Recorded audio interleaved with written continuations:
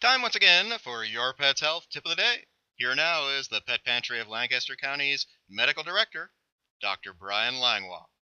Hello again, everybody. Dr. Langlois here with your pet health tip of the day, and you may notice up in front of me here that our buddy Ben Franklin seems to be suffering from a little bit of a leg fracture injury. And I'm not exactly sure completely how it happened, but for those of you wondering, from what I can best surmise, apparently Ben Franklin here owed our feline friend Maverick some money. Unfortunately, couldn't make the payments on time, so Maverick had to come in and just remind him who's boss and why it's important that you always pay the fat cat on time. It does bring up also the theme of this pet health tip of the day, which basically is fracture repair in animals. And with things being really icy here in the Northeast, especially tonight, as I probably am going to attempt to drive home through what is going to be a skating rink, it exposes us potentially to more falling and fractures as humans, but it also, can cause our feline and canine friends to have fractures as well. And what I wanted people to understand basically is that veterinary medicine has made tremendous strides in being able to heal fractures very well through things like plating and screws and fusions and different wiring procedures. With those procedures obviously comes an extra cost. And that is because you are paying more for the supplies that are needed, the special equipment, as well as the expertise of the veterinary surgeon that would be, performing these surgeries.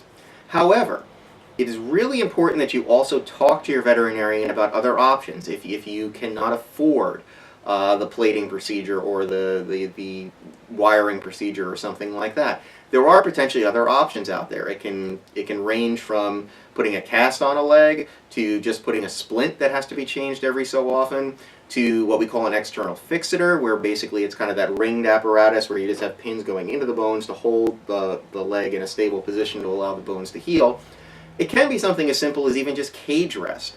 Depending on the nature of the fracture, we do see this with pelvic fractures in cats and small dogs a lot.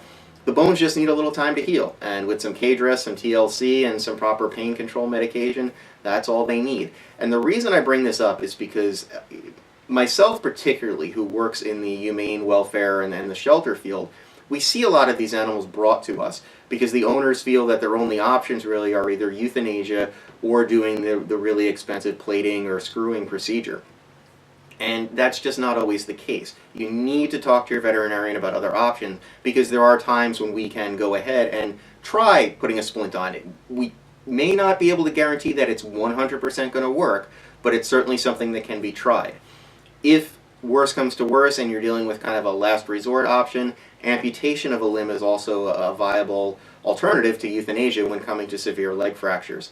And I can tell you that animals do really, really well post-amputation. They recover a lot better than us and are basically back on their feet within a day or two. So keep all of those things in mind. It's really important that if your pet unfortunately does suffer some sort of leg fracture, there are options out there. It is not just the high-end referral center or university type surgeries to repair them. You can still go a little old school at times with just a splint or a cast, and a lot of times that can be helpful as well. So I'm going to see what I can do for our friend Ben here. I'm going to probably have to try to sit down and have a talk with Maverick about proper methods of collecting debts in today's society, and I just want everybody to hopefully stay safe out there with the ice.